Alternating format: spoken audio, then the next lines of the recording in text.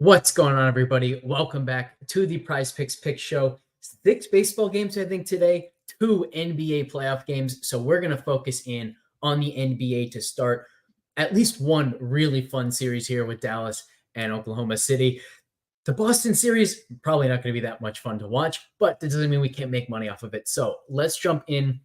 You'll see I already have turnovers brought up here on the NBA PrizePicks tool.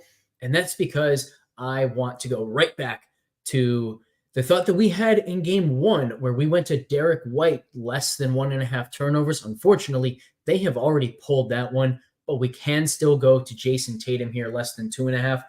The starters only turned the ball over 3 times for Boston in game one. It may have even only been twice. Tatum had 1, Jaylen Brown had 1. I think that might be it for the Boston starters. They just don't turn the ball over. Cleveland doesn't force turnovers. The pace of this series is going to be crazy, crazy slow. This just seems like a home run here.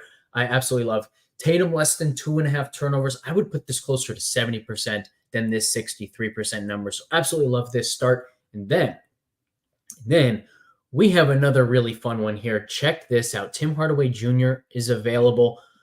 We don't even know how much he's going to play. Only played about 16 minutes in game one. He's not somebody who turns the ball over a ton because he's mostly just a catch and shoot guy. So his less than 0.5 turnovers, I think, is fantastic. The only hesitation that I have here is I do think there's a risk somewhat that, maybe he doesn't even play. And if he doesn't even play, what happens to our picks? Does it work as a DNP? I don't actually fully know the answer. I think what would happen is it counts as a DNP. But because there's no Kleba in the series, I think we will continue to see some of him. Again, he played like 16, 17 minutes in game one. I think that should be our expectation. And if that's what he's playing, man, this is an absolute home run of a play. So again, this one, because he's at 64.7% with our projected 17 minutes, man, if he only plays 8, 9, 10 minutes, this would go to 75%, almost 80%. So this is a phenomenal play as well. We love these turnover less thans here in the postseason. They've been very, very kind to us. We're going to continue to go that route today. And similar play. Let's go over to the steals. We can't, unfortunately, go back to Josh Giddey. I don't know if you guys were watching the first game and if you were tailing the Josh Giddey less than 0.5 steals play, but in the very first few minutes of the game, Doncic made a pass inside, and I think it was Holmgren. Got his hand on the pass, goes up, hits the backboard. Holmgren swats at it again, can't quite catch it, and it just falls in Giddey's lap. And for the entire first half, they were calling that a Giddey steal, and I was losing my mind because there's no way that should have been Giddey steal. Fortunately, they did take that away.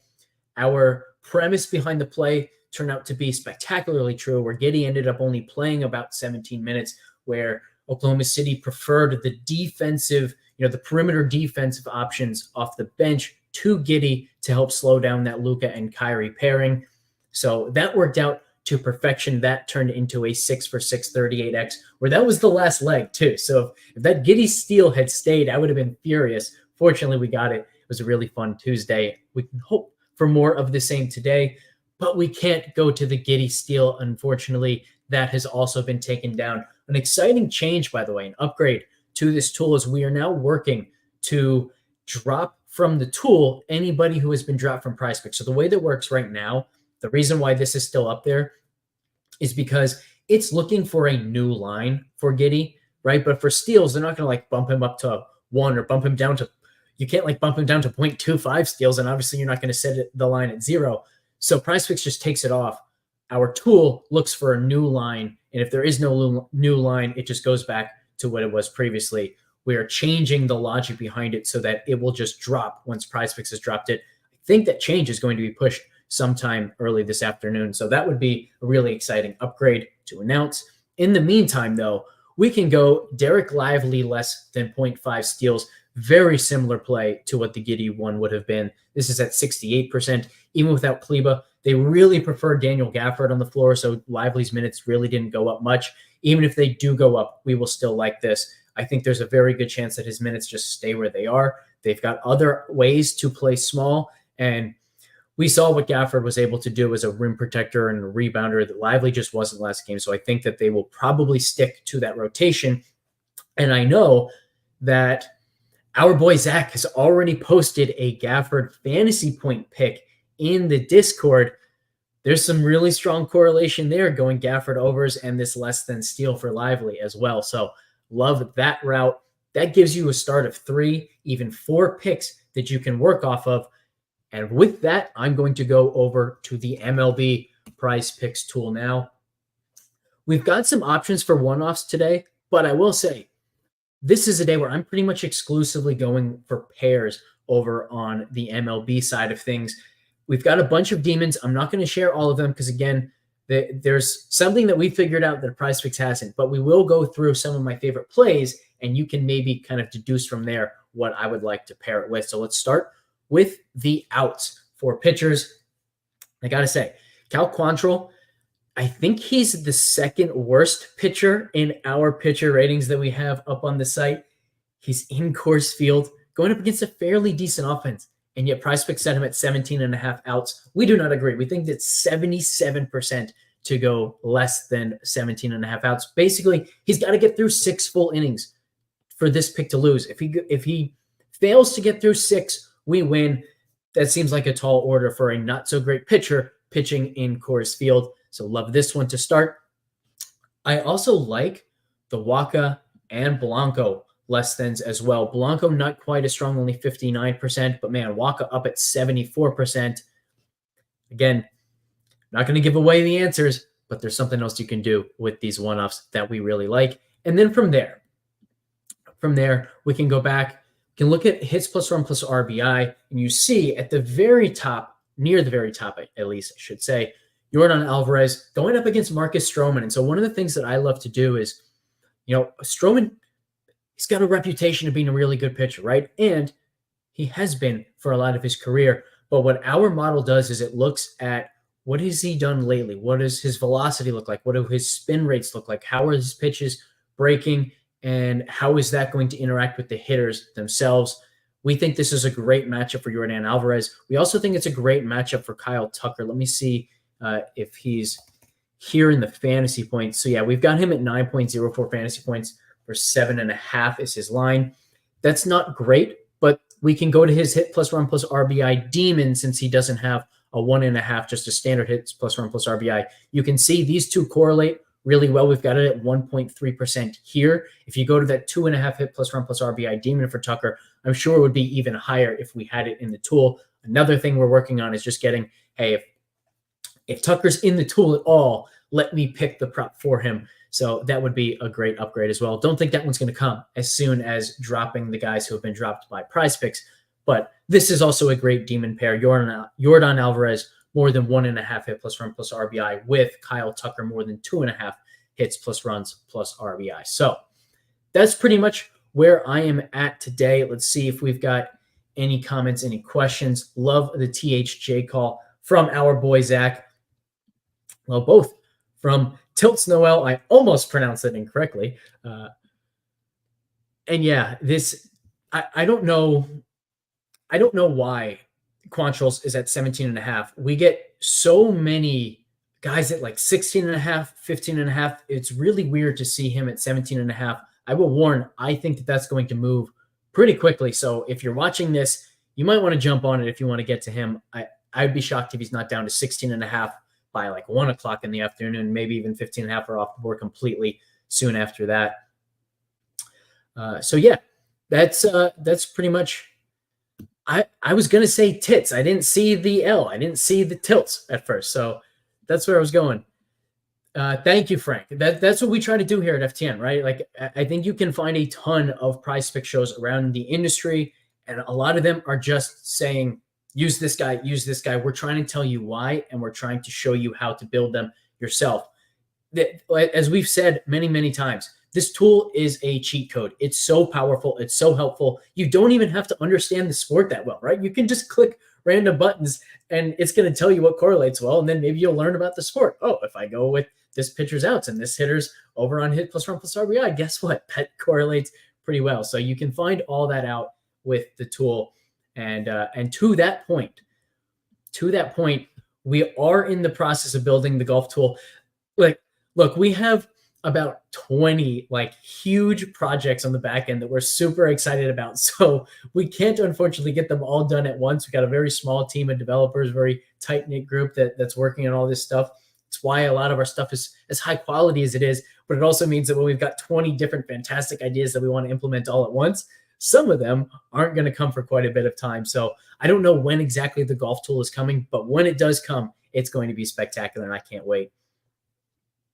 Yeah, I know you are. I can already tell. I will say, one of the disappointing things this season on PrizePicks, like I absolutely love what they've done with the Demons and the Goblins, and they've turned the both MLB and NBA product. I think they've taken it like to a whole other level this year. The golf product has fallen off a cliff. Even earlier this season, we used to consistently get 4.5 on hole 17, like at Riviera was one that we were attacking pretty strongly. They used to do something with the payouts where if you were trying to correlate, they would slash your odds. But if you got some inverse correlation in there, they'd actually boost your odds. Like everything that I loved about the product a year ago, 6 months ago, they've kind of taken away and made it a worse product. So even if we had a tool right now, I don't know how much I'd be playing it.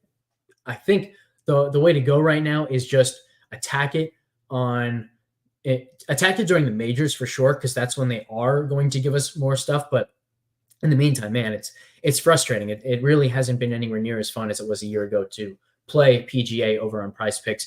That's one, by the way, where you can go to Underdog. Underdog does a much better job with the PGA product. They offer a lot more.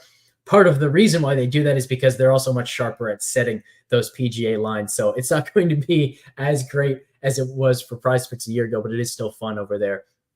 And by the way, yeah, Lee just got pulled. So here's the cool thing about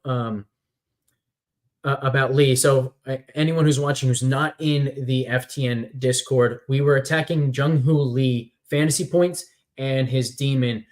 There are a ton of San Francisco options you can go to. Use the tool, go to the hits plus run plus RBI, go to fantasy points, and you'll see there are a lot of options you can sub in instead of Jung-Hoo Lee. It's still going to be really strong. And so, in fact, let's just go ahead and let's do that. Let's go take a look at who we might be interested on the Giants now that we can't use Jung-Hoo Lee. As you see, he's still up there at the top. Conforto fantasy points. So let's do this. Let's take a look at who is more favorable here in the tool. So notice one, Lee's at 57.4 versus just 53% for Conforto. So it's a strong advantage for Lee there. But then also Conforto at 7 fantasy points is at a fairly high risk of tying, right? He gets a double and a run scored, or a double and a run, or a hit, a walk, and a run score, single and a walk and a run score. He's going to land right on 7. We don't want ties, so I'm not super interested in Conforto, but we can go to the hits plus run plus RBI. We find Yastrzemski here at 55%. Can't tie the 1.5 hits plus run plus RBI. You could also go to his demon.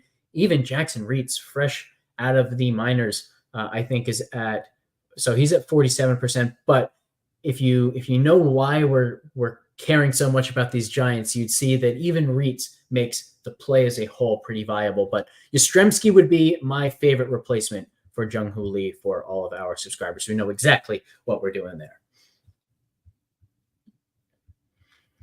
Thank you, man. That's what we're trying to say. It's fantastic. It helps so much. And it's awesome to see because, in so many of the other sports, like, Zach and I play DraftKings for pretty much every sport, but especially NBA, MLB, PGA, and NFL. It's so much harder for people to build like a really, really strong DraftKings NFL lineup. It's really easy for people to use the tool and build a really, really strong 6-pick PrizePicks play. So that's the way, that's I think why PrizePicks and Underdog have kind of taken off in popularity, because you don't have to completely understand the ins and outs, the math behind all of these games, where if you're lacking on the strategy knowledge that you just have this huge disadvantage, we can build a tool for PrizePicks that gives you everything that you could possibly need. Whereas, we can build a fantastic optimizer, which we have for DraftKings, but you still kind of have to understand the game of DFS and why you're doing the things that you're doing. And PrizePicks, just follow the tool. You're going to make yourself some money. So it's been a blast. We hope to continue this success. I know Pittsburgh Feelers, one of our funniest name subscribers has already hit, I think it's up to 4 38x 6-pick plays over the last month now. I've had a bunch myself. Lots and lots of 6-pick hits in the Discord. It's been an absolute blast to see. We kind of knew that we were going to have success because we knew the kind of percentage that we were hitting. Both Zach and I were now up to 61.6%. We didn't know exactly how much the enthusiasm in the Discord would take off. It's been so much fun to see. So I want to thank all of you guys for that and for continuing to participate here in the YouTube chat as well. That's been super helpful today. So thank you all for participating. Thank you all for making the Discord as fun as it's been. And let's continue to hit those 6 for 6 38x plays. Hopefully we get a bunch of them today. We'll catch you next time.